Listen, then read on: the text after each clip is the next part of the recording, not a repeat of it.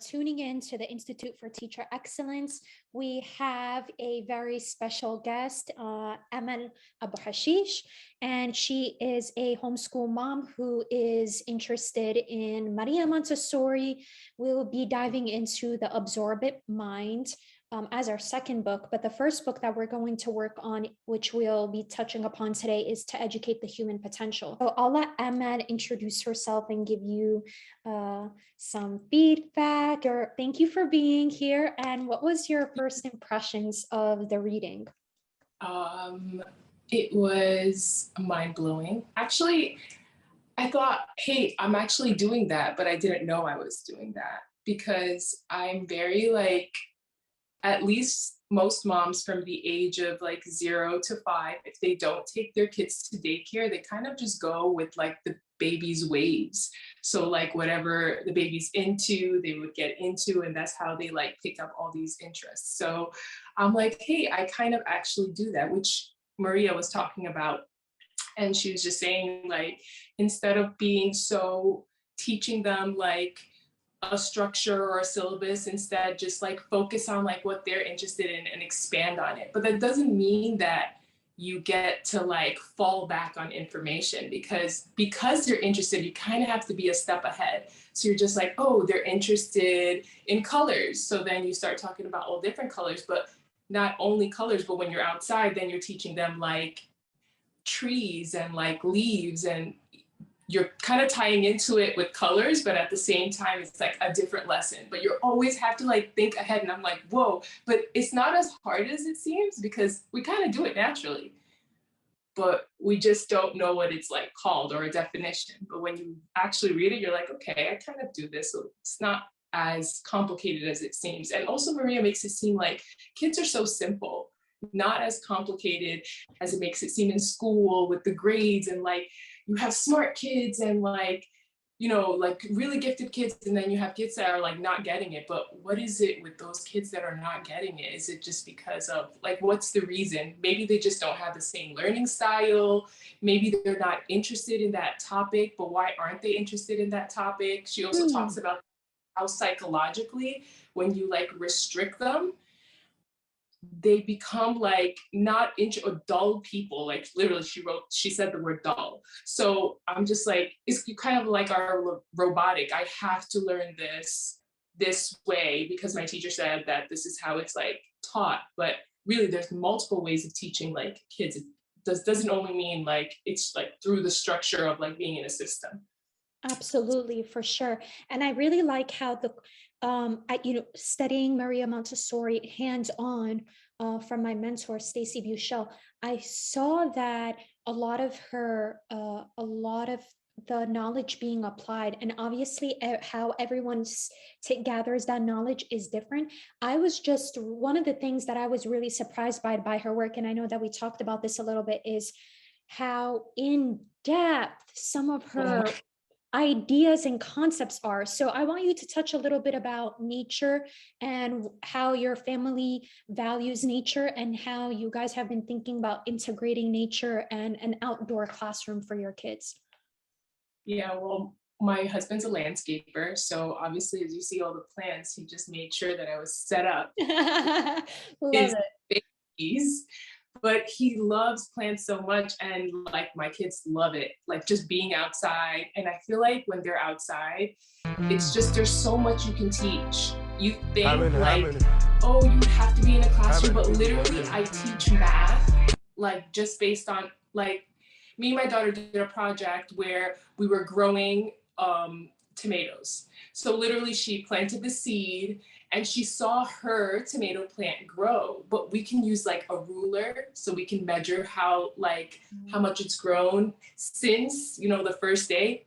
At this point, she's only 2 years old. So she kind of I don't go as far as that, but I know when she gets it and she's able to understand oh wait, it grew 2 centimeters in 3 days. That's math basically. And you don't think it is, but all I'm doing is just being outside. And another thing that she learned versus me, for example, being outside is watching things grow, right? Thankfully I live in Florida, so I'm able to like grow so many things outside. So she's able to see like nature, and it just so she knows things more than I do. Literally, like we have a hibiscus bush, and one day she took the hibiscus flower, which eventually becomes like a seed, but you can use it. She literally ate it, and I'm like, "What are you doing?" But my husband taught her that it is edible. We can eat it. Mm. It's good, but I don't see it that way because I wasn't like raised around that environment, which I think is so important. Like even if you can get your child to go to a zoo, I mean everything is like, but anything that has to do with nature, being outside, letting them like kick, dirt, touch mud, go all over, like it's so important sensory wise, developmentally, like I just love it so much, and they love it so much too. One of the things I love that you're talking about this, because how old is your daughter that you work with her and do these projects with her? She's two. So she's 2 years old. That's very, very young and very bright. What are some of the, how is it in the reading that for you, the implications that you came across or that you thought of when she started talking about how sowing the seed and cultivating the mind? What was your impression from her ideas on that topic? Well, it kind of like it's basically life. I feel like that just that quote that she said kind of like defines life really with everything. Everything starts as a seed, and then you, like I said, you add and you put interest in it. You're always a step ahead of your child to try to like grow that interest, and then all of a sudden it blooms into this huge, plant, and like even like the fruits, after the plants, they fruit and they have seeds and they start all over in the whole cycle. Everything in life is basically like that. So I feel Mm. like the way she explained it is just like, don't like teach naturally, because naturally life is like that. It starts as a seed, it starts as an idea, you build on it, and then eventually like you grow and you learn, you become an expert. But nobody, I guess, I don't know how it is with the system base, because maybe it's like restricting your interest in certain things because you have to get a certain grade in like certain subjects, or you're only limited to what the syllabus tells you, which you also mentioned too. Like you're only limited up to that amount of knowledge. It's like there's no like this is an unlimited amount of knowledge class. It's like you're gonna learn up to the 1600s and you're stopping. Then you're going 10th grade, and it's just like, okay, and you're doing a whole different topic. So I also felt like that in school, that everything was just like, you're passing this grade and you're going to the next grade. But like, I felt like with Maria Montessori, it's more like continuous. It's not like Mm. stops and you learn this thing and then you learn something else. So it's just like you just continue and you're just like natural. And eventually you will get everything, but at a certain point, certain age, and everyone has their time. So it's like you can't say, and no one's better than the other, because also people have different talents. So it's like it makes it more, and I'm not surprised that her students, because she had young students that were like really advanced, I'm not surprised because she wasn't teaching each one like at this like together, more like she was teaching them individually. So they had their own like wave, and that was okay. It wasn't like I am faster than you or you're better than me, because we're just different. Right. And that's actually what we learn in the education program. Even on the master's level, they keep reiterating something called differentiated instruction. Now, imagine that every child, you have 30 students. Technically speaking, if you were to apply differentiated instruction, every child should have a learning plan. And that becomes so virtually impossible, because not even counting the times that we're in now and the stress that teachers are going through in the public school education system and other systems as well, where they have more than 20, more than 25 students in a single classroom. So Yeah. one of the things that Maria Montessori and a lot of teachers are advocating for is, let's go down to the basics where we have a group of students, no more than 12. And so I remember when I was teaching in a Montessori learning center, we never worked with more than 4 students at a time. We were very tiny, so we were a startup, but um, having that one-to-one individualized instruction, and one of the things that my mentor has taught me was keep a binder for each child. Imagine that your daughter at age 7, and when she becomes 17, 10 years, has a binders that she can say, hey, this is evidence of my learning. And Yeah. that's super revolutionary. One other thing that I wanted to touch upon was like her, in terms of her writing, it was the first thing that, it was almost on the first page that she was talking about this. She mentioned ages 1 through 6, and then she made a distinction with children in age group 6 through 12. And she said that the shift there was that kids from 1 through 6 or 0 through 6, they're absorbing their environment first. The shift happens between 6 through 12. Some psychologists say 7. At age 7, there's a shift where it goes from absorption of culture. And it's Yeah. very fascinating. What did you get from her in terms of how she was touching upon maybe human psychology or child psychology? Did anything resonate with you or stood out to you in that aspect? Well, a lot did. Like, I have to like, she's, I loved how she hmm, made it like so natural. I guess the like psychology is like, don't make it too complicated because they kind of like know. And um, when you were talking about like the ages 0 to 6 and 6 to 12, and I was thinking about that because I'm like, okay, Maria Montessori, let's think about like her time, right? Usually they don't have any daycare, they're with their parents 0 to 6, and then 6 to 12 is usually like when they first enter school and they get all of this culture. But I don't think she said it like it was such a bad thing that they have these culture things. So it's not like it's like horrible that they're experiencing these things, but at the same time, it's like up to like a certain level. It could get them to a point where they don't want to engage like they did prior before, or but feel like they're more like, I feel like it's the same thing with comparing to like psychologically, they see like different, they have to interact with different students and also like be on a different level, but they're all learning the same thing. So like I said, not all of them are going to know how to do things the same way. And some of them are going to lack because they don't understand learning that certain way. Like you said, teachers have 30 students, so they don't have like the exact amount of time to like individualize each and every single one. So it's just, um, it's not the connection that like we kind of want, it's not there because it's just overpopulated. But I think she makes it seem like child psychology is not as complicated as everybody like makes it seem if we just pay attention. That's Tap what we should, in. just paying attention to our child, paying attention to their interests, paying attention to what they love, and just keep giving that love. She also said words, because I'm getting this all from the top of my head, but I remember she said that the kids from 0 to 6, they come, like the parents, they would be confused that all of a sudden their love and affectionate child becomes this like angry child. And they're like, what is going on? Like, what happened? And it's just that culture shock, maybe, or maybe that just that syllabus, or that you can't go farther than this limit, it just stresses them.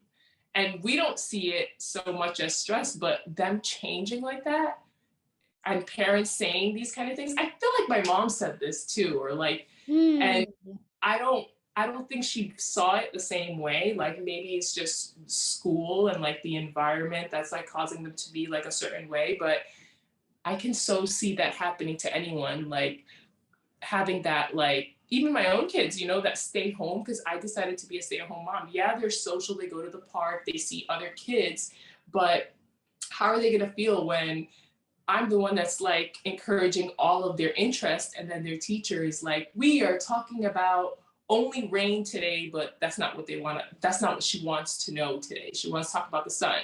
So it's like it changes. She's just like, instead of her being engaged, she's kind of like, I don't want to talk about the weather ever again. And it's, Right.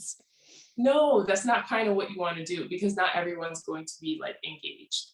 You'd be But surprised how many times I've been reprimanded in the education school system for establishing this kind of a classroom culture of go with the flow, and using our interest and the student interest in creating organic lessons, either in the moment or leading up to that, related to their interests. It's interesting. I'm going to pull up this page that you were talking about. This is from To Educate the Human Potential, where Maria Montessori, she writes, a second side of education at this age concerns the child's exploration of the moral field, discrimination between good and evil. He or she no longer is receptive, absorbing impressions with ease, but wants to understand for himself, not content with accepting mere facts. As moral activity develops, he wants to use his own judgment, which often will be quite different from that of his teachers. There's nothing more difficult than to teach morals values to a child of this age. He gives an immediate retort to everything that we say, having become a rebel. And this is where you were talking about. Mothers often feel hurt because their children, formerly all of an infection, have become impertinent and rudely domineering. An interchange has taken place. But nature is quite logical in arousing now in the child not only a hunger for knowledge and understanding, but a claim to mental independence. yeah. Wow. So this claim to mental independence, tell me, Ahmed, what does freedom mean to you and your family? Oh my God. Like, that's so such a hard question, right? Because freedom means different things to different people, right? But my goal for my children, what I see freedom is like living a sustainable life. Mm, Like we're able to like understand the world. I mean, because you're understanding the world that you live in, you're understanding how to like grow your own food, because you need food to like live, right? You are understanding that you need to like exercise and be fit, not just to like look good, but like to take care of your body. Understanding that food in your body, everything that you put in your body is going to be used in some way, and it could be good and bad. So you have to make the right choices when you're putting things in your mouth. That's how important it is, because you're preventing all of these scary things that happen later on. And usually good stuff don't taste better than the bad stuff. But still, I'm just like, I also want my kids to be financially stable, to not work for a corporate. And that's what I think too, like the system mm, for school did. Um, but freedom is just like to be able to think freely, right? mm. Um, to be able to speak freely too about things that you believe in, because I feel like too, like a lot of people don't express themselves or enough, or too scared to, because of society and culture, which, look, even as an adult, it's intimidating Right. to be like with all of these different cultures. So I can't imagine a child that's 6 years old that's going to school for the first time and meeting all these people with all these different cultures and all of these things that you've never experienced, because you've been home and you're learning these, set of manners and stuff. It's just so, it's overwhelming. I think even a class of just 4 students would not be as overwhelming as like a class of 30 students, where you have to like know all these personalities in one shot, and then you still have to behave and be perfect. It's so hard to do that. Not even adults can do it. I can't. So, Tell me what you think about. Tell me what you think about, and let me go ahead and share this real quick. What do you think about what Maria Montessori says about the cosmos and the universe? Because that you was like don't a hear one too. that. I mean, it's one thing, you don't really, you hear about solar system or earth science, natural science, but coming from that standpoint in educating adults on how to educate the human potential, this is what she says. If the idea of the universe be presented to the child in the right way, it will do more for him than just arouse his interest, for it will create in him admiration and wonder. Mhm. It gives, Whoa. yeah, right? And it's true. And I'm also going to pull up this piece right here, too.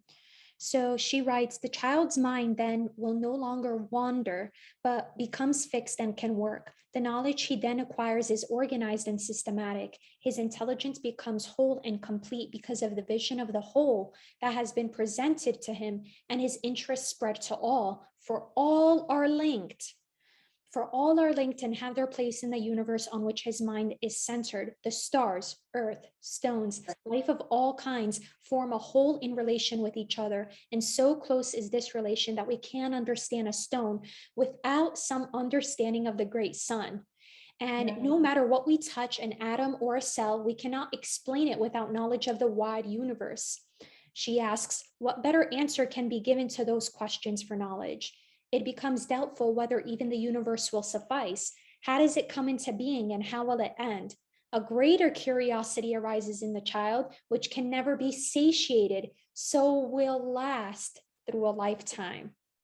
Well, that's awesome. And it's so true. Like I even, like I was saying, how with Marie, I feel so continuous and natural and like right almost, because you don't have to put as much effort. You just have to like kind of like let it free. And even with this, like everything has a building block, like atom, Mm. like it starts with a seed, like she says, like everything starts and everything has an explanation because it was based off that one interest from the beginning. So it's not like just like a tangent somewhere else. It's just continuous the entire time. I love that. I know. And also what I wrote here too, I was just taking down some notes that really resonated with me. I like that she points out that children need to know reason for things. And that goes back to your point about the necessity for critical thinking and being a free thinker, because when we tell children they cannot learn a thing, or that's off limits, or we don't study those things, it brings about, like she says, this rebel attitude of like, no, I'm going to go ahead and learn that. And I think that because of that reason, allowing all the books to be spread out on the table and say, hey, this is what's going on. I read in an article too about what is going on in Texas, where it's happening right now. Some schools in Texas are saying that for every book or novel that sits in a classroom, there should be a book that represents the opposing or alternate side points of view to that book. And a lot of people have raised concerns because they're like, well, how are you going to do that with the Holocaust? You're going to put Mein Kampf in the hands of kids. Other people were like, you know what, this is what we've been waiting for, because this is an opportunity to look at one subject from multiple points of views. Now, with the news media outlet, one of the things is that the article is just geared to one focus. And so it's our responsibility, like anything in life, to be like, okay, this is what's being presented, but what else do I need to know about this subject? And the thing about not like how you pointed out, not a syllabus, and it's giving us a 10-minute warning. So that's good. For here it says, she says, not a syllabus to be imposed on your child. Rather, you go about a natural process of germination, sowing seed in the mind. So how do you feel with children would be for parents who are thinking about, well, I don't know if this homeschooling is the right thing for me, because I don't know if I have the tools. I'm not a teacher. I didn't graduate, with a teaching degree. How am I going to apply these things to my own home? What would be your suggestions or your thought-provoking ideas on why they should at least research it and consider that option? Well, first, like obviously it's the research. Like this is what I'm doing now, right? I'm going and taking a step ahead and trying to figure out different philosophies of that will work for me, because not every single philosophy is going to work for every family. Every family is different. So when they do find that, I feel like homeschooling will be so natural, because it's not like a chore. It's something you want to do for your children. It's something and they're not going to be also like they don't want to learn. It's the opposite, actually. Just like Maria said, kids are they always want to learn. They're always like trying to figure out, like they're always curious. I mean, even things like you don't want them to learn, they figure it out like really quick. Like, and you're just like, how did you figure it out? But that's just because they're curious. They want to learn. So homeschooling is not going to be, at least I feel like it's not going to be sitting down and like, you need to do your homework. You still have 2 questions left. It's more like every single moment is a teachable moment. And that's homeschool. Mm. We're going to the zoo. We can talk about all the animals, right? Well, this animal eats this. They are, they live in these kind of like, environments or whatever, but you can always do a lesson from everything. I always do it with my kids, right? Like this morning she gave me a pizza, with a fake pizza, and she's just like, oh, mom, pizza, and I'm like, okay, so I'm just like, ooh, yummy pizza.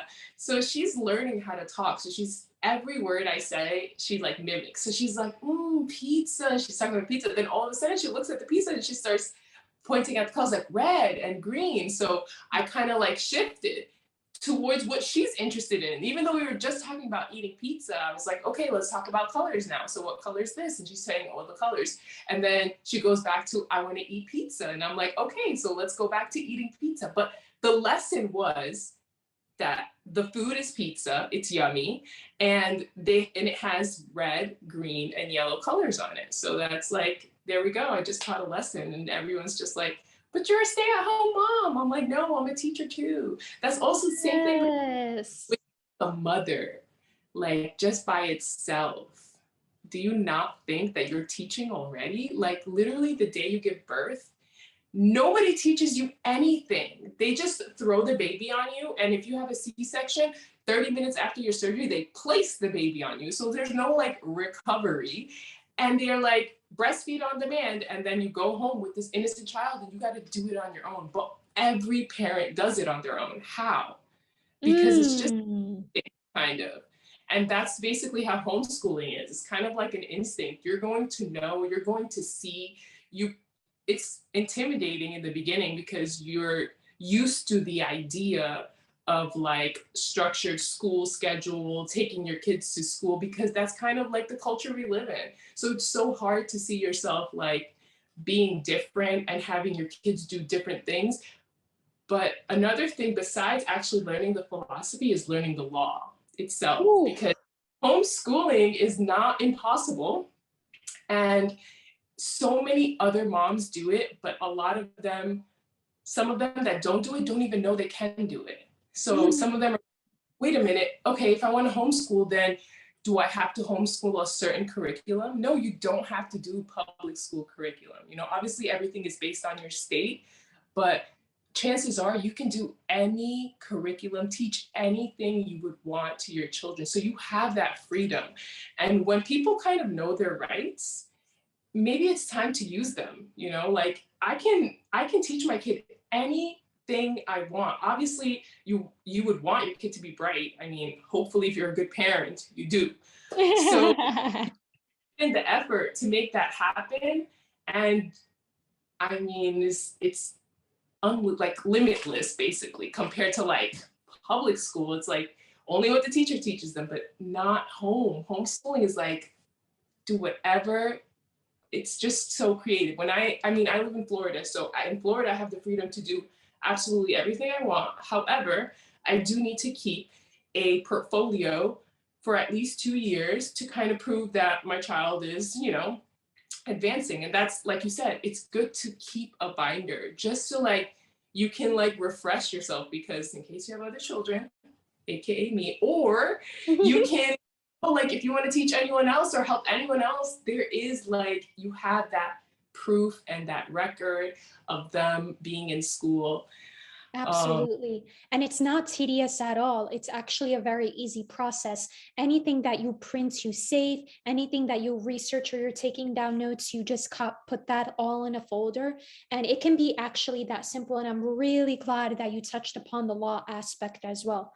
So we have 3 minutes until this shuts down. So what I want to say is, are you down to do a live Instagram with me for like 10 minutes? Like we could okay. just, it could be like after show. Okay. And we could do a live Instagram and we'll just like talk about how you felt with this first class. And maybe we could like answer 3 or 4 questions. Some of the things that you even talked about yesterday, you were saying, oh yeah, social interaction. That's something we didn't touch upon. So maybe we could do it, and I'll save the live and I'll download it. And then that can also be uploaded as part of like post party post party convo. Yeah. Sounds good. Yay. Okay, we do have 2 minutes and 56 seconds, so maybe we could do like a short conclusion. So like for in 60 seconds, what is your impression of the book? Are you inspired to continue reading, and what are you looking forward? I'm so inspired. It's kind of hard to understand. Like I have to read it more than one time because it's so like deep. So it's like you can't just like read it one time, but the things that are being said is like eye-opening, and it gives me I guess a more positive view of being a parent, and like viewing it like this is not so much of a chore. It's more of like I'm just enjoying parenthood, honestly, because I enjoy, you see, instead of like not seeing these sparks of interest, you see them like, oh my God, wait, she's interested in this. And it just, Maria gives you that like light, like, hey, you're doing it, but you just don't know that you're doing it. And it's that, Yes. so it just, she makes me feel good. So I can't wait to like finish the book and like learn more about all of these philosophies because I want to implement them. I'm implementing them today, and I just read chapter 1. Hey, So hey, thank you so much. Thank you so much for being here, for making the time, for collaborating with me on this important seminar and project. Thank you everyone who have tuned in. This is the Institute for Teacher Excellence. We're talking about Maria Montessori, how to educate the human potential. We'll be diving in after this book, The Absorbent Mind. You're always welcome to tap in, log in, sign up. It's very affordable, it's very applicable, and especially in this day and age, if you are all things freedom, all things self-sovereignty, all things organic, everything, all things plants, all things grow your own food, all things love, all things light, all things I love my children, please join us, and more to come. Okay, see you in just a second. Okay, I'll see where the recording goes, and I'll try to send it to you, or I'll just keep editing it and let you know how it goes, okay? Yay!